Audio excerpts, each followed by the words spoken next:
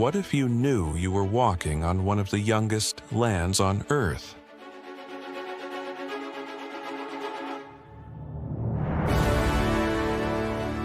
A place that is constantly changing, constantly reshaping itself, as if the planet is still in the middle of its creation.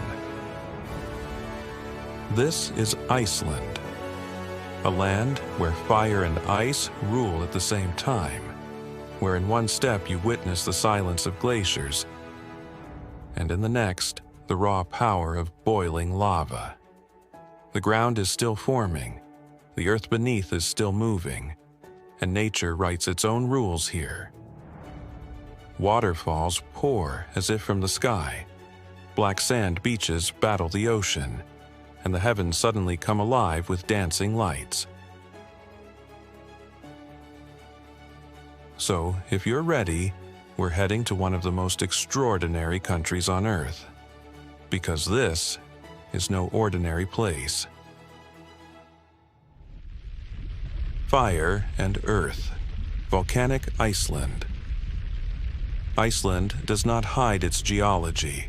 It wears it openly, in the blackened lava fields that stretch for miles without a single tree, in the cracked hexagonal columns of cooled basalt along the coastline, in the low hiss of steam rising from ground that is warm to the touch even in the dead of winter.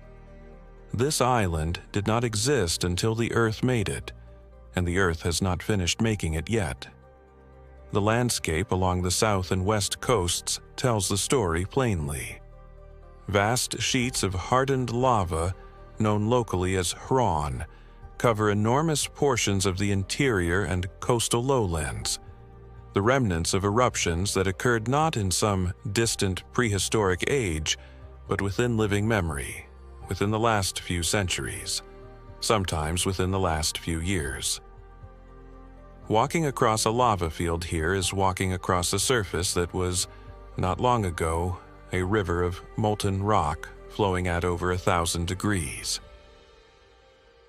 In the northeast, Lake Mývatn is one of the most vivid expressions of this volcanic world. The lake itself was formed by a lava eruption roughly 2,300 years ago, and the landscape surrounding it remains one of the most geologically active in the country. Further west, at Svartsengi on the Reykjanes Peninsula, the same geothermal forces have been harnessed into one of the most recognizable sites in Iceland. The Blue Lagoon draws its extraordinary appearance, that opaque, otherworldly blue-white color, from the silica-rich water that emerges from the lava rock after being processed through a geothermal plant. The color is not added. It is geology made visible by mineral suspension. The steam rises off the surface in clouds even in summer, and the surrounding landscape of black lava fields gives the whole scene an almost cinematic quality, as if this is what the Earth looked like on the morning of its creation. The most dramatic chapter in Iceland's recent volcanic history, however, belongs to Eyjafjallajökull.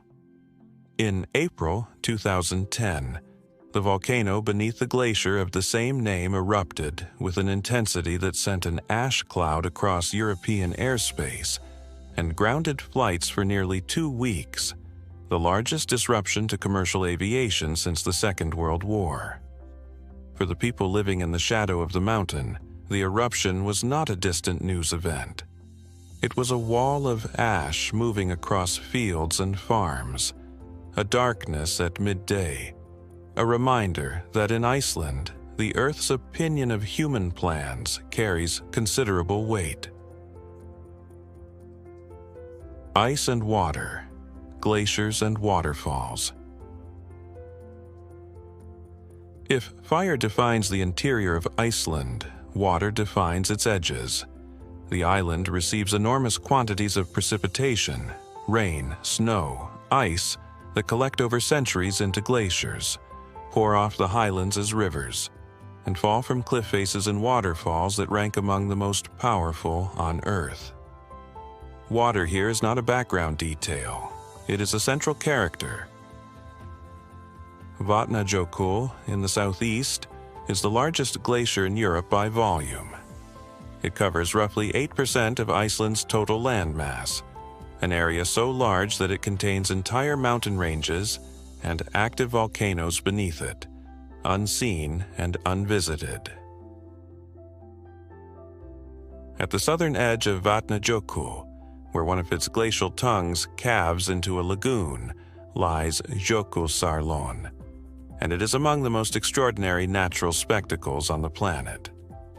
Icebergs of all sizes drift across the dark water, some the size of houses, others reduced to fragments that catch the light and refract it in shades of blue that have no name in most languages. The ice has been traveling for years, centuries in some cases, before reaching this point. And then it drifts quietly out to sea, or washes back onto the black volcanic beach on the lagoon's ocean side, Diamond Beach, where the fragments lie like scattered glass on the dark sand, transparent against black, impossibly beautiful and melting. North of Jökulsárlón, the waterfalls begin. Skogafoss falls 60 meters straight down from the edge of the old sea cliffs that once marked Iceland's southern coastline. The water comes fast and cold and without hesitation, a full-width curtain of white that hits the pool below with a force felt in the chest from 100 meters away. The spray is constant, and in the right light it produces a rainbow that hangs in the mist as reliably as a fixture. A short distance along the coast, Seljalandsfoss takes a different approach. Here, the waterfall drops from a similar height, but over an overhang of rock, and behind it, behind the falling water itself, a narrow path allows passage along the cliff face. To walk behind a waterfall is not, in most places, possible.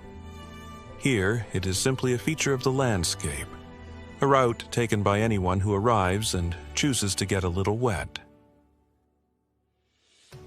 In the Golden Circle, the most visited route in Iceland, the waterfalls take on a different scale again.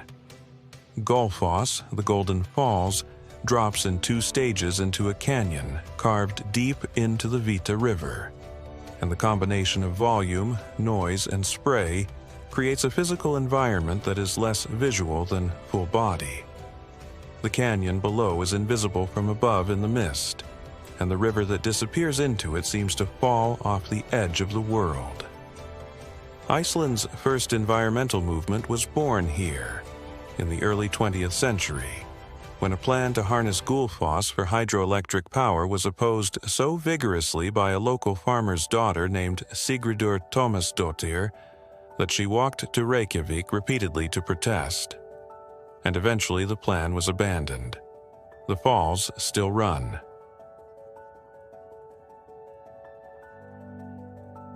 People and culture.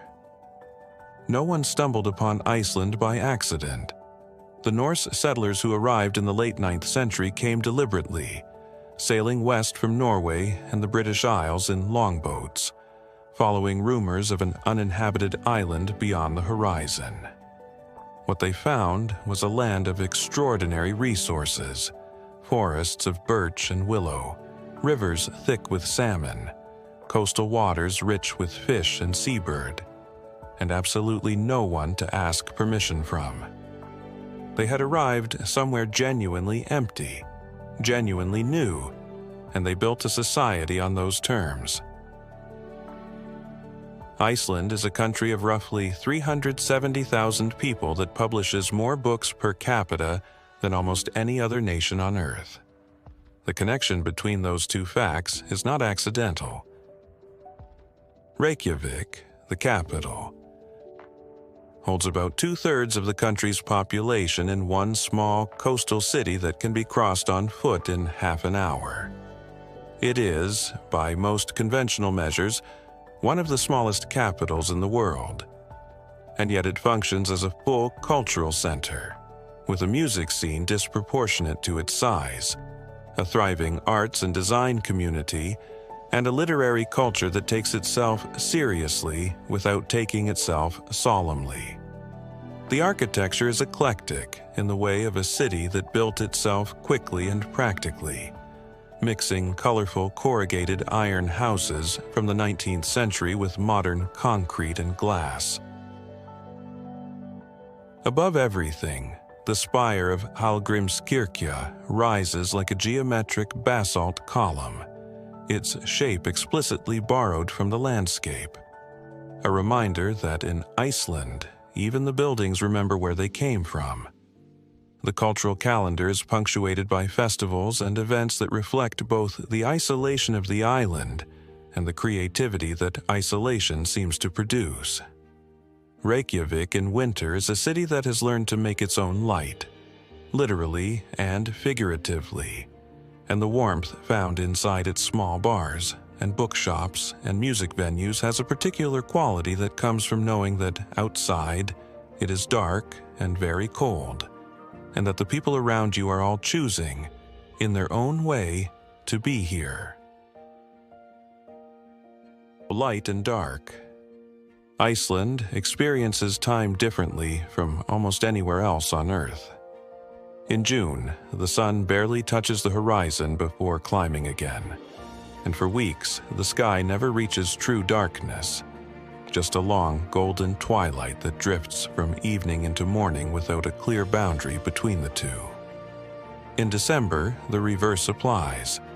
The sun rises late, stays low, and sets again in the early afternoon, leaving most of the day to a blue-gray half-light that the Icelanders have learned not merely to endure, but to inhabit. The midnight sun cannot be fully prepared for.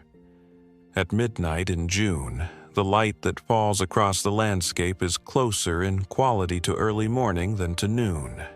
Warm, slanting, saturated, with long shadows and a stillness in the air that sits oddly against the brightness. The usual cues for rest and activity no longer apply. Time loses its anchors. Ring Road and remote corners. Route 1, the Ring Road, circles Iceland in a single loop of roughly 1,332 kilometers. It is not a scenic drive in the way the designation is usually applied. It is simply the road, the one road, the only road, the one that carries everything and connects everyone, running through landscapes of such scale and emptiness that the presence of tarmac seems almost optimistic. Along the south coast, the road passes through Vik and out to Reynisfjara, a black sand beach where Atlantic waves arrive without warning and without mercy. The sand is volcanic dark, the sea is cold and fast, and the Reynisdrangar basalt columns rise from the surf offshore like something placed there deliberately.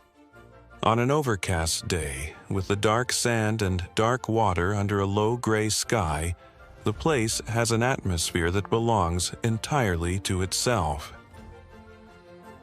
To the west, Kirkjufell rises from the Snæfellsnes Peninsula, a perfectly pointed peak, 463 meters, framed by waterfalls at its base and the ocean behind it.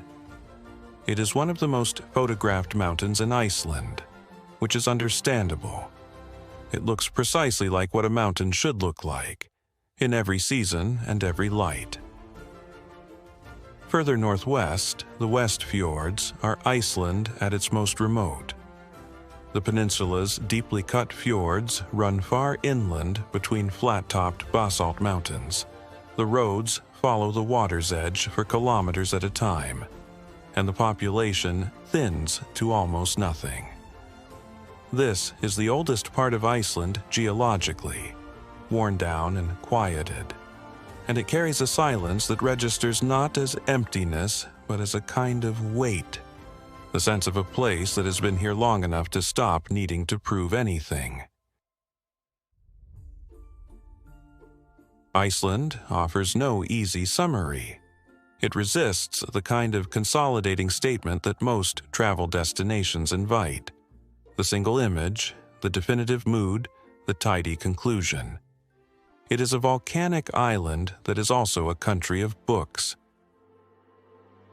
It is a place of almost inhuman geological force that is also home to a small, sophisticated, connected, and quietly content population. It is both extraordinarily old in its rocks, its ice, its sagas, and extraordinarily young, still forming, still erupting, still building itself out of the ocean. What remains in the end is a quality of attention. Iceland requires it. The landscape does not yield its meaning casually or immediately. The light has to be waited for. The aurora makes its own schedule.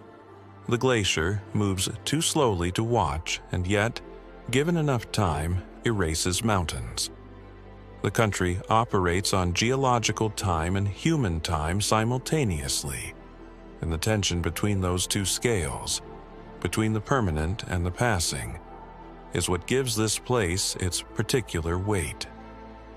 The island continues without audience or acknowledgement, as it has always done, cracking along the mid-Atlantic ridge, building itself one lava flow at a time, holding its ice above the warmth that is always there beneath it, waiting.